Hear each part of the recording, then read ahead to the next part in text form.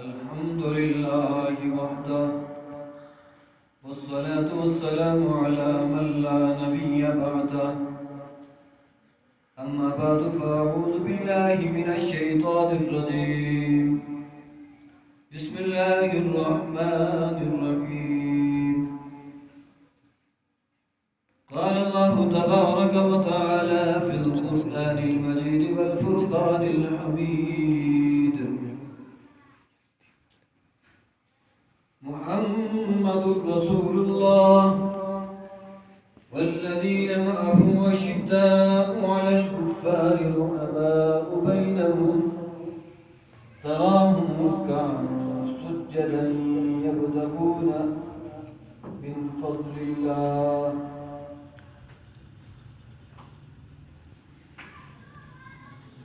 قال النبي صلى الله عليه وسلم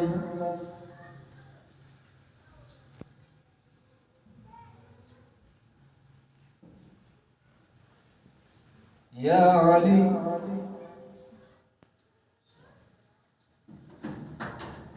أنت أخي في الدنيا والآخرة وقال النبي صلى الله عليه وسلم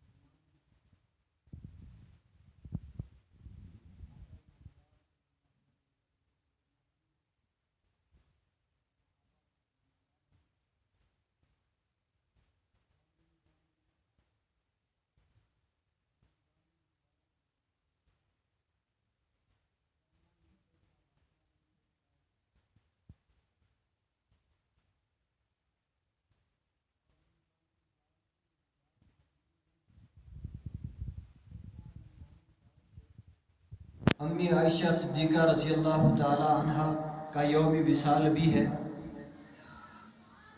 19 رمضان المبارک کی صبح فجر کی نماز کے وقت جب کہ حضرت علی کرم اللہ وجہہ مسجد کوفہ میں فجر کی نماز کی امامت کروا رہے تھے، ایک شامی لعین نے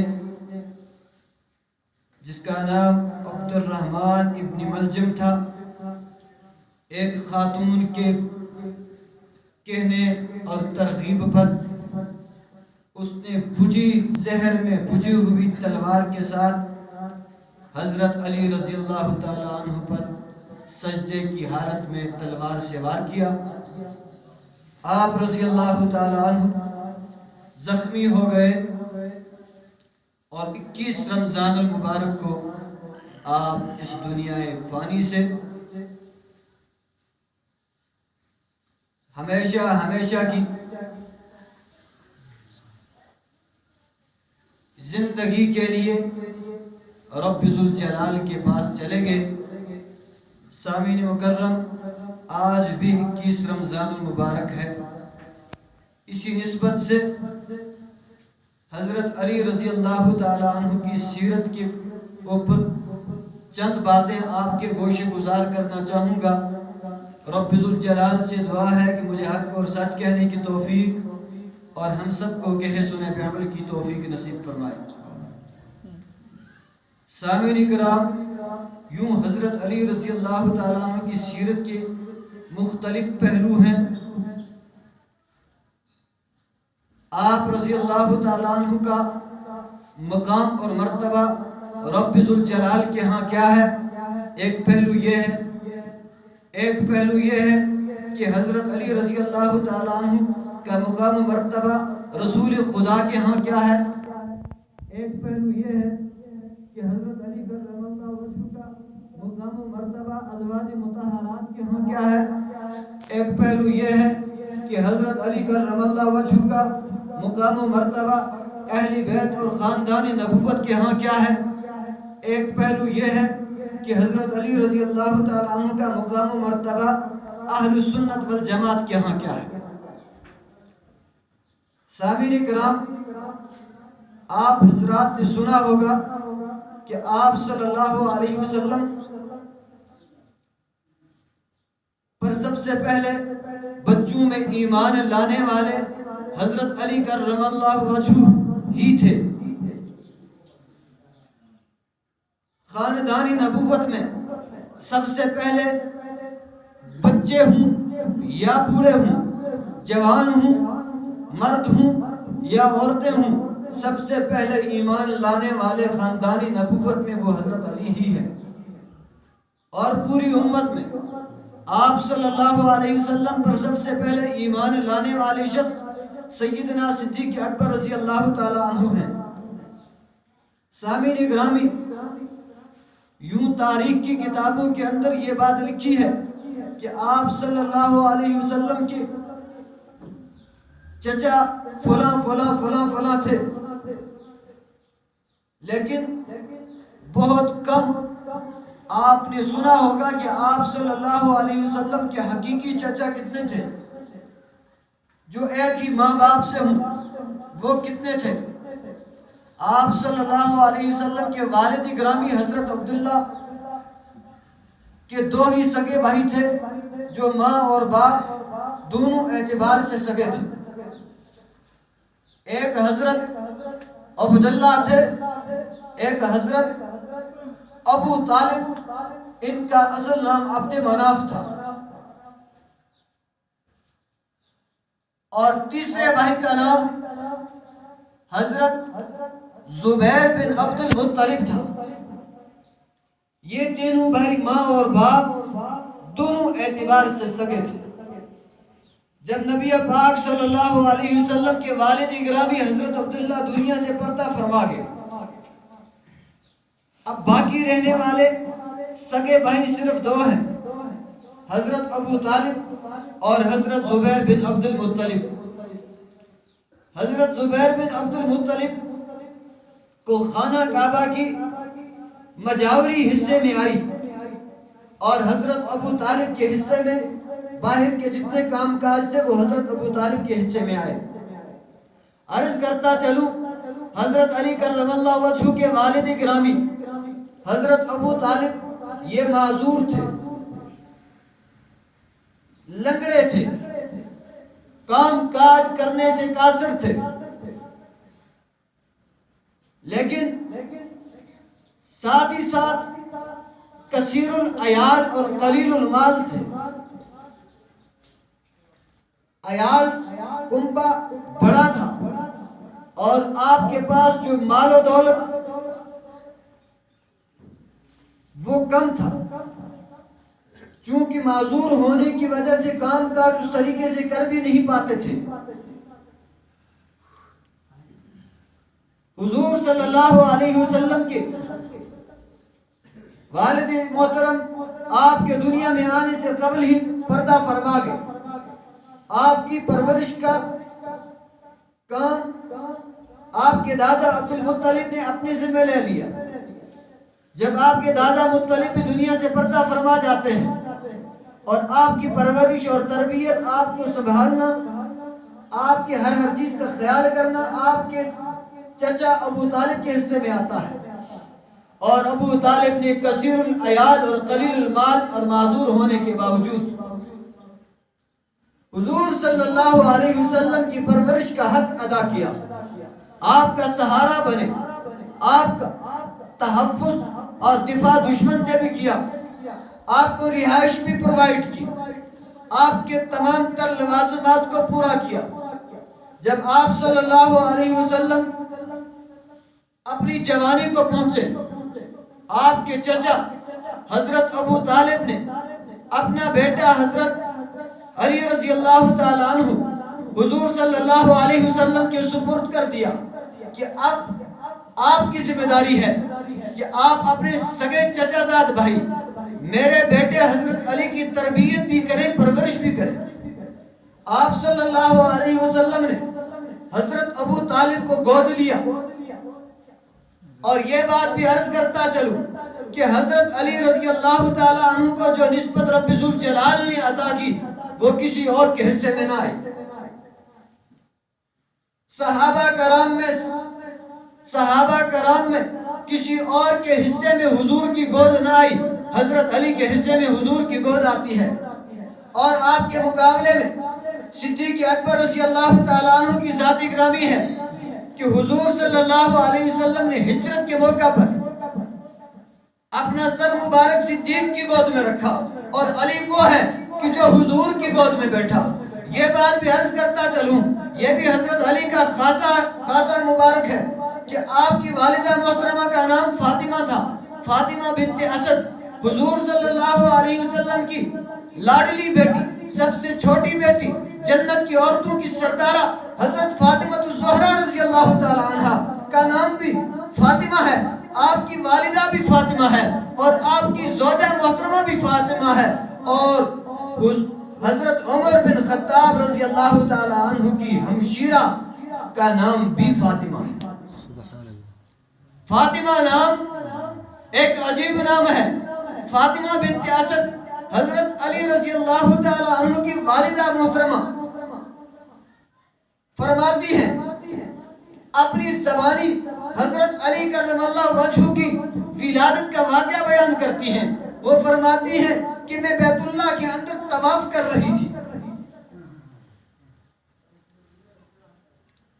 اور میں اس غرض سے بیت اللہ کے اندر گئی کہ میں وہاں بیت اللہ میں رکھے ہوئے بتوں کی پوجا کروں.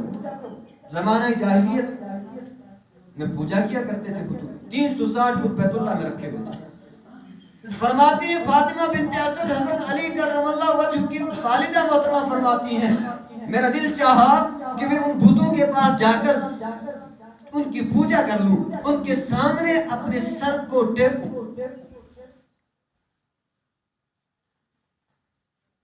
فرماتی ہیں کہ میں نے چاہا کہ میں بتوں کے قریب ہو کر سر کو نیچے رکھوں، ان کے قریب کروں.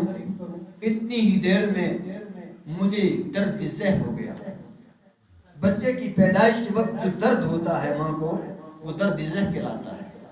درد ذہ ہوا.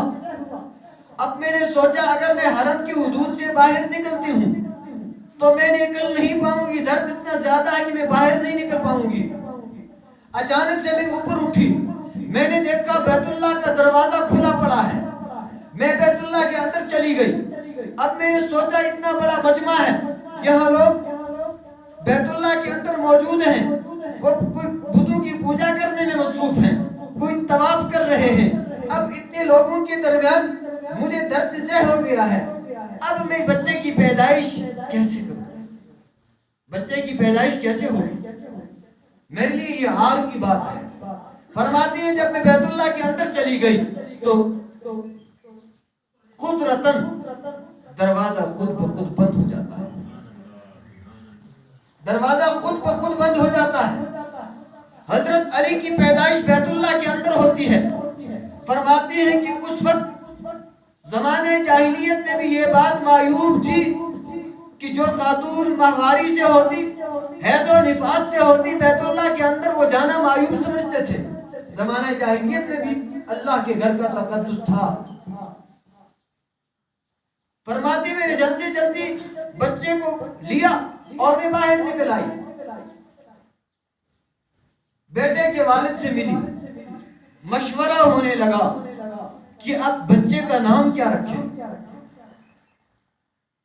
فرماتی ہیں کہ میرے باپ کا نام اسد تھا، اسد کا معنی ہوتا ہے شیر، اور میرے باپ کا ایک دوسرا نام تھا حیدر، حیدر کا معنی ہوتا ہے بے باک، نہ ڈر، شیر، نہ ڈرنے والا، بہادر، جری اور ظلم کا ڈٹ کر مقابلہ کرنے والا۔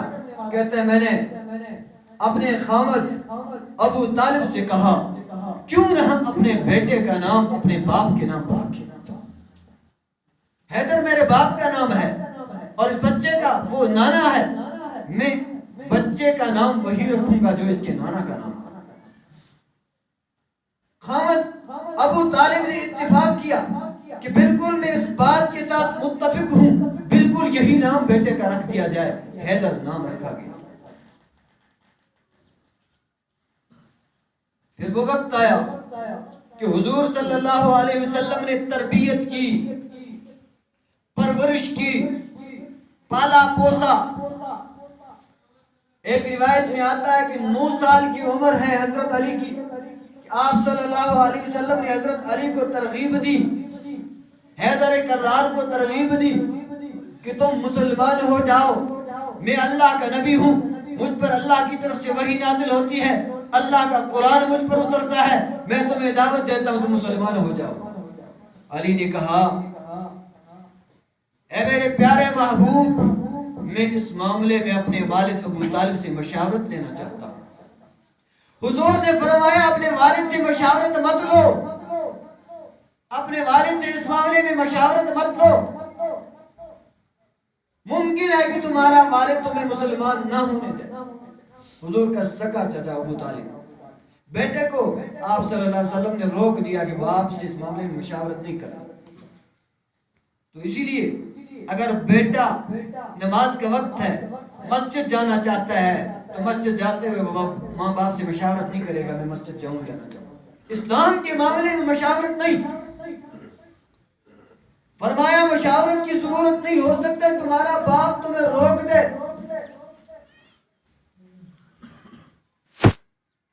خدیجہ الکبریٰ رضی اللہ تعالی عنہ، حضور صلی اللہ علیہ وسلم کی بڑی بیگم، پہلی اور بڑی بیگم، جس سے اولاد بھی ہوئی۔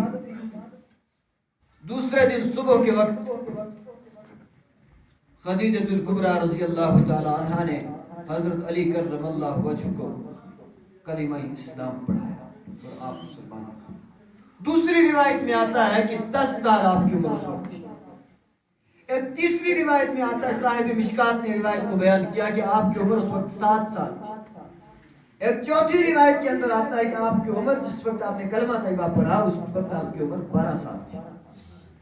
گو جو بھی عمر تھی تھے بچے تھے، نابالغ بچے تھے، آپ نے بچوں میں سب سے پہلے اور خاندان نبوت میں سب سے پہلے اسلام کا کلمہ پڑھا، اور آپ صلی اللہ علیہ وسلم کے ساتھ ہر آن ہر گھڑی ہر وقت موجود رہتے اور ہر جگہ موجود رہتے۔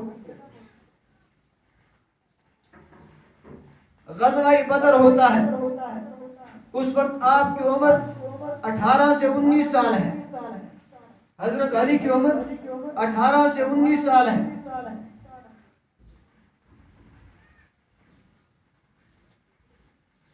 کافروں کا بڑا سردار شیبہ نامی شخص میدان میں ہے،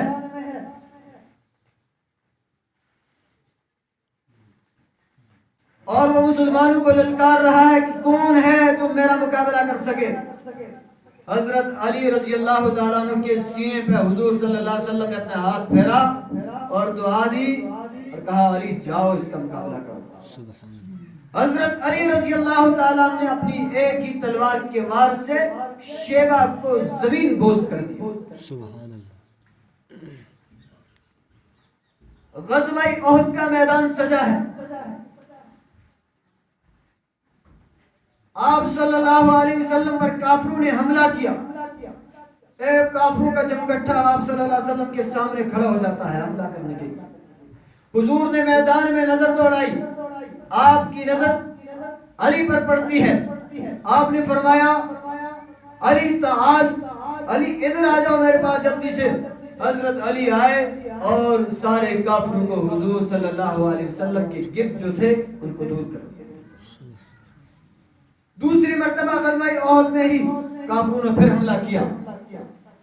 حضرت علی نے پھر ان کو دور کیا. تیسری مرتبہ پھر حملہ کیا. حضرت علی نے پھر ان کو دور کیا اور پھر کوئی کافر حضور کے قریب نہیں آ سکا. اس وقت حضور صلی اللہ علیہ وسلم نے خوش ہو کر حضرت علی سے فرمایا یا علی انت منی وانا منک، العلی منی وانا من العلی. علی مجھ سے ہے اور میں علی سے ہوں.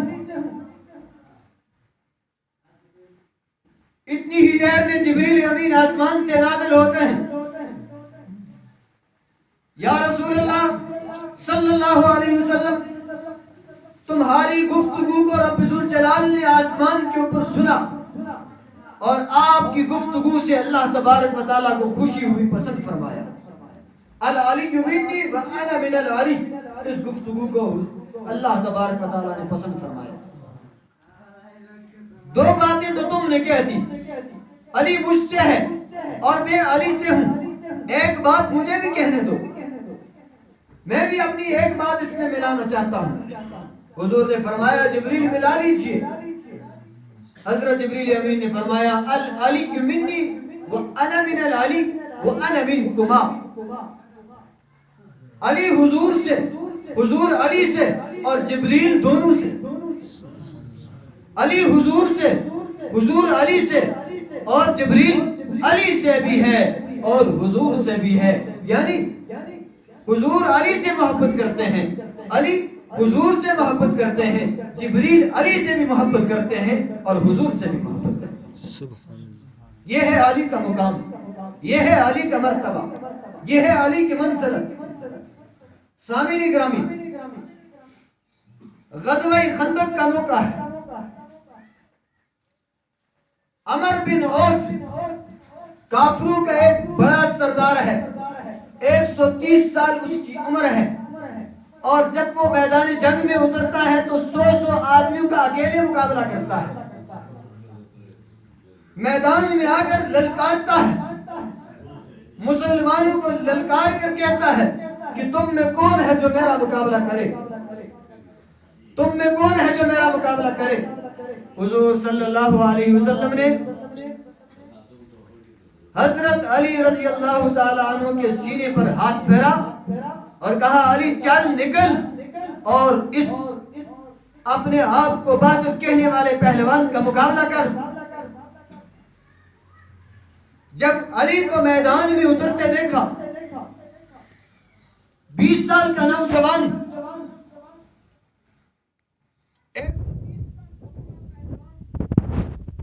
جنگ کا تجربہ بھی رکھتا ہے، جو جنگ کے گھر سے بھی واقف ہے، جو عمر کا بھی پختہ ہے. ایک چھوٹے بچے نوجوان کو دیکھ کر وہ کہتا ہے تم نے مجھ سے لڑنے کے لیے لڑکے کو بھیجا. حضرت علی نے کہا لڑکے سے لڑ کر تو دیکھ. وہ کہتا ہے عمر بن عوف تم نے مجھ سے لڑنے کے لیے لڑکے کو بھیجا. حضرت علی نے جواباً کہا لڑکے سے لڑ کر تو دیکھ. وہ کہتا ہے کہ تم نے مجھ سے لڑنے کے لیے بچے کو بھیجا. حضرت علی نے کہا کہ بچے سے بچ کر تو دیکھ.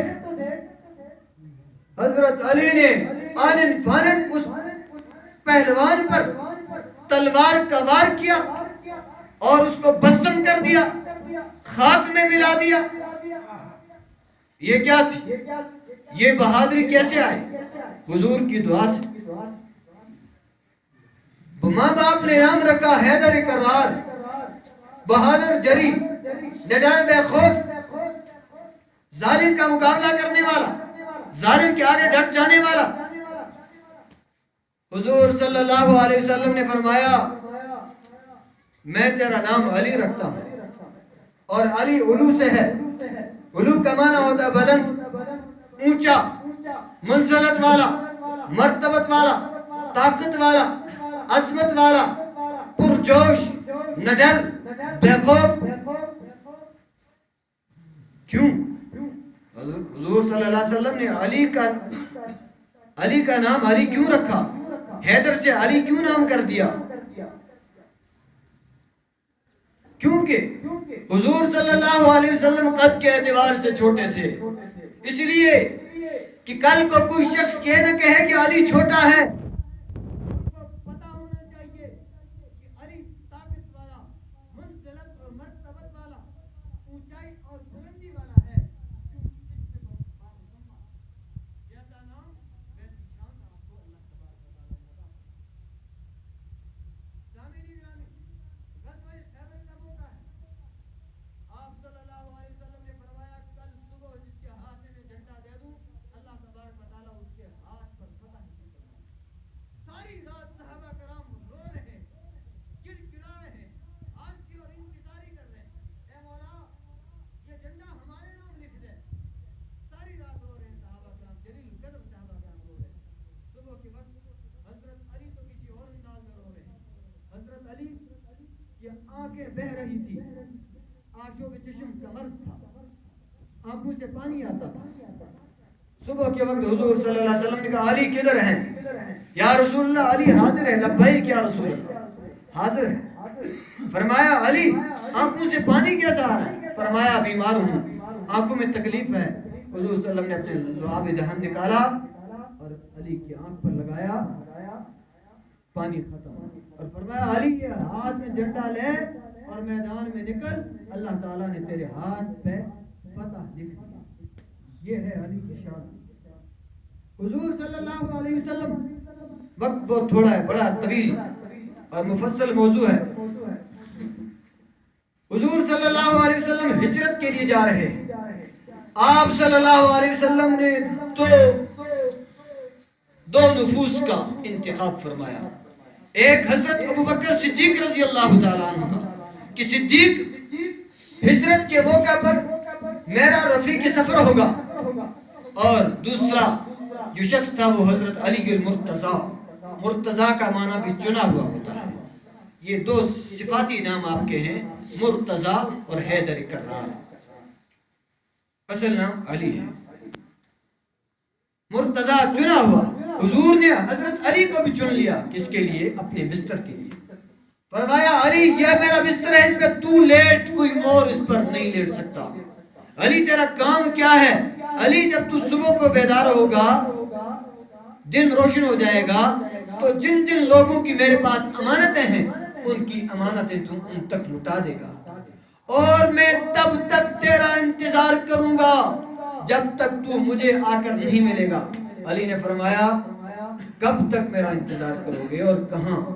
حضور نے فرمایا میں قبا کی بستی میں علی تیرا انتظار کروں گا، وہاں سے آگے مدینے میں داخل نہیں ہوگا، اور جب تک تو نہیں آتا تب تک محمد قبا میں ہی رہے گا۔ 1400 کافر ننگی تلواریں لے کر حضور صلی اللہ علیہ وسلم کے گھر کے باہر کھڑے ہیں، محاصرہ کیے ہوئے ہیں، کوئی شخص حضرت علی کے قریب نہیں آ سکتا۔ یہ حضرت علی کی شان تھی۔ جب حضرت علی امانتیں تقسیم کر لینے کے بعد مکہ سے مدینہ کی طرف ہجرت کا سفر شروع کرتے ہیں، تو دیکھا آپ صلی اللہ علیہ وسلم کئی دن گزرنے کے بعد بھی قبا میں حضرت علی کا انتظار فرما رہے ہیں۔ اور پھر آپ صلی اللہ علیہ وسلم نے حضرت علی سے کہا علی تجھے پریشانی تو ہوئی ہوگی, تکلیف تو پہنچی ہوگی. حضرت علی نے کہا جس سے محمد محبت کرے, جو محمد کے بستر پر لیٹ جائے, جو محمد کے کاموں پر معمور ہو, اس کو تکلیف کیسے پہنچ سکتی ہے؟ البتہ پیدل چلنے کی وجہ سے میرے پاؤں میں چھالے پڑ چکے ہیں. جس تو آبی دہن کو رسول پاک صلی اللہ علیہ وسلم نے غار کے اندر, غار ثور کے اندر حضرت صدیق اکبر کے پاؤں پر لگایا تھا اور سام کے ڈسے کا زہر ختم ہو گیا تھا, اسی آب دہن کو حضور نے نکالا اور اپنے ہاتھ سے علی کے پاؤں پر لگایا, علی کے چھالے ختم ہو جاتے ہیں. سبحان اللہ. حضور صلی اللہ علیہ وسلم کی ایک بیٹی, جوان بیٹی فاطمہ الزہرا گھر میں ہے. صدیق اکبر گئے اور رشتے کی پیشکش کی, یا رسول اللہ مجھے اپنی بیٹی کا رشتہ دیجئے. حضور خاموش. عمر فاروق گئے, یا رسول اللہ مجھے اپنی بیٹی کا رشتہ دیجئے. حضور خاموش. ابو بکر عمر دونوں ملے, دونوں نے مل کر دونوں نے مل کر علی المرتضیٰ سے کہا اے علی مجھے بھی رشتہ نہیں ملا, عمر کو بھی رشتہ نہ ملا, اب تو جا, ہمیں نظر آ رہا ہے یہ فاطمہ الزہرا کا رشتہ تیرے مقدر میں لکھا جا چکا ہے. علی نے کہا میں حضور کے گھر میں پلا ہوں, بڑا ہوں, پرورش پائی, تربیت پائی, میں کیسے جاؤں, شرم آتی ہے. عمر اور ابو بکر نے کہا تو جا, حضور تجھ سے خود دریافت کریں گے. جب گئے مسجد نبوی میں, حضور نے پوچھا علی کیسے آنا ہوا؟ فرمایا یا رسول اللہ میں آپ کے گھر کا مہمان بننا چاہتا ہوں, رشتہ مانگنے کا طریقہ تو دیکھیں. یا رسول اللہ میں آپ کے گھر کا مہمان بننا چاہتا ہوں. حضور نے فرمایا اہلاً و سہلاً, اہلاً و سہلاً, بس اور کوئی بات نہیں کی. باہر آئے, پوچھا, ابو بکر اور عمر نے پوچھا کیا جواب دیا؟ حضور نے فرمایا اہلاً و سہلاً کہا اور کوئی جواب نہیں. ابو بکر اور عمر نے کہا کہ ہم نے حضور صلی اللہ علیہ وسلم کی طبیعت کو بھانپا ہوا ہے, ہم آپ کے رفیق ہیں, رفیق سفر, رفیق حضر.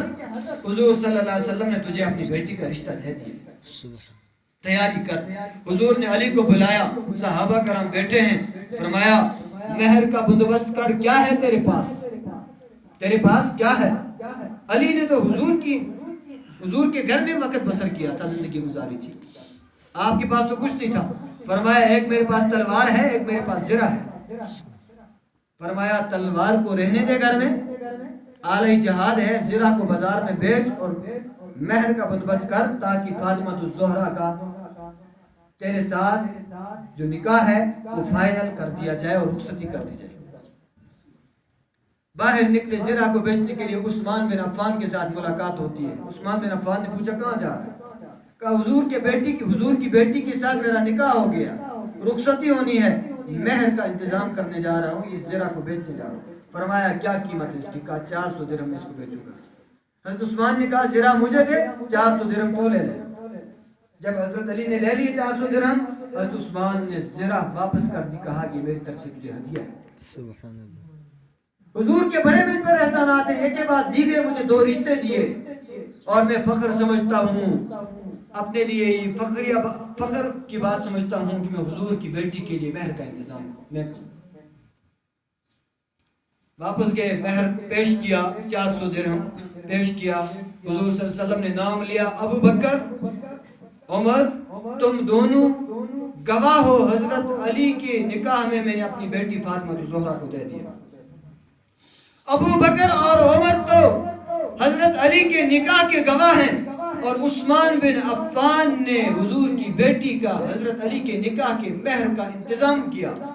جو لوگ کہتے ہیں عثمان بن عفان مسلمان نہیں مرتد ہو گئے تھے, اور عمر اور ابو بکر کے اسلام میں شک کرتے ہیں, اگر ان پہ شک ہے تو ان کا شک حضرت علی پر بھی جائے گا. جس کے نکاح کے گواہ ابو بکر اور عمر ہوں, جس کے نکاح کے مہر کا انتظام عثمان بن عفان کریں، بھلا ان کے اسلام میں کون شک کر سکتا ہے؟ تو سامعین گرامی، حضرت علی رضی اللہ تعالیٰ عنہ کی یہ شان ہے۔ اللہ تبارک و تعالیٰ ہمیں حضرت علی رضی اللہ تعالیٰ عنہ کی سیرت کو اپنانے کی توفیق عطا فرمائے، اور صحابہ کرام پر اپنی جانیں، صحابہ کرام کی ناموس کے لیے اپنی جانوں کو قربان کرنے کی توفیق عطا فرمائے، صحابہ کرام کی عزت اور ناموس کا دفاع کرنے کی توفیق عطا فرمائے۔ سامعین گرامی، یہاں اشارہ